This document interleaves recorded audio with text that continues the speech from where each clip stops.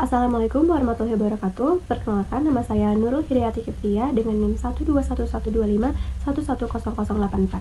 Kali ini saya akan memaparkan analisis tentang kasus komunikasi organisasi dan etika pada Miss Universe Organization tahun 2025. Kasus ini bermula ketika Direktur Miss Universe Thailand, Nawat Indragrisil, menegur Miss Meksiko secara terbuka di siaran langsung publik.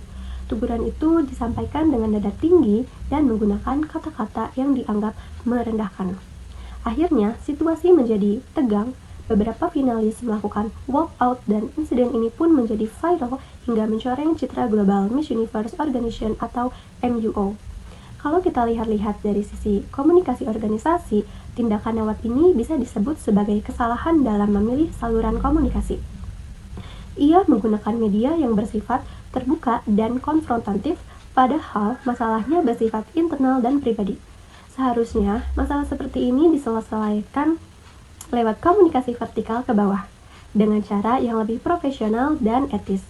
Misalnya, Nawat bisa saja memanggil Miss Meksiko secara pribadi, mendengarkan penjelasannya secara langsung, atau memberikan peringatan personal secara tertulis atau lisan di forum tertutup. Bahkan lebih baik lagi, ia bisa berkonsultasi dulu dengan pihak manajemen MUO pusat agar keputusan yang dia ambil tetap sesuai dengan nilai organisasi. Dengan cara itu, ia tetap bisa menunjukkan wibawanya sebagai pemimpin tanpa menjatuhkan martabat orang lain atau membuat kesan mempermalukan di depan publik. Dari sini kita bisa lihat bahwa kesalahan Nawat bukan hanya karena emosi, tapi juga karena gagal memilih saluran komunikasi yang etis dan strategis. Selanjutnya, kita bahas dari sisi etika dan tone kepemimpinan. Ucapan seperti "kamu sangat bodoh" atau merugikan jelas merupakan bentuk komunikasi yang tidak pantas, terutama dari seorang pemimpin. Kata-kata seperti itu bisa berdampak besar terhadap suasana kerja dan citra organisasi. Pertama, hal itu bisa menurunkan moral dan semangat finalis lain, karena mereka jadi merasa tidak aman dan takut untuk berpendapat. Yang kedua, menghancurkan motivasi peserta yang ditegur karena ia tidak dihargai sebagai manusia yang sebenarnya punya niat yang baik. Dan yang ketiga, hal ini merusak martabat peserta, padahal Miss Universe dikenal sebagai ajang yang menjunjung tinggi nilai pemberdayaan perempuan. Kalau kita kaitkan dengan prinsip komunikasi kepemimpinan inklusif, seorang pemimpin seharusnya bisa menggunakan bahasa yang menghormati dan mendukung, mendengarkan dengan empati sebelum menilai, dan memberi umpan balik yang membangun, bukan mempermalukan. Jadi, pemimpin yang baik tidak hanya diukur dari posisinya, tetapi dari cara berkomunikasi dengan adil dan manusiawi.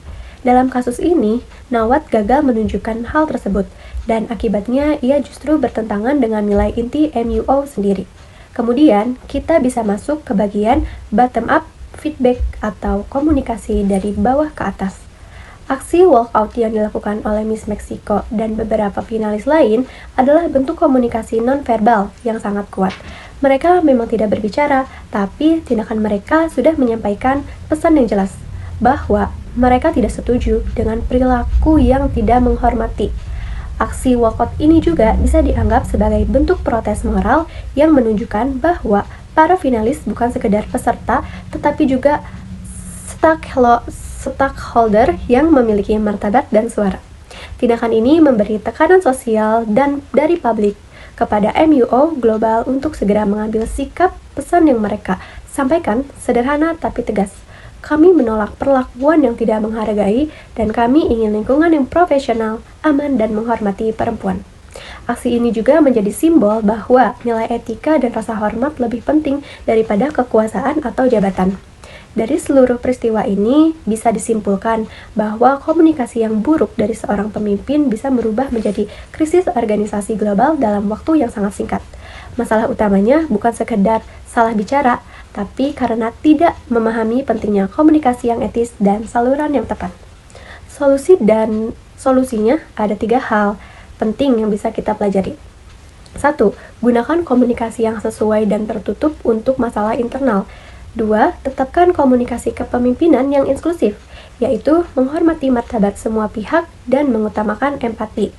3. Hargai feedback dari bawah, karena itu bukan bentuk perlawanan, melainkan tanda kepedulian terhadap nilai dan reputasi organisasi. Sebagai penutupnya, saya ingin menegaskan bahwa kekuatan seseorang pemimpin tidak diukur dari seberapa keras ia berbicara, tetapi dari berapa bijak ia menghargai orang lain. Sekian dari saya. Wassalamualaikum warahmatullahi wabarakatuh.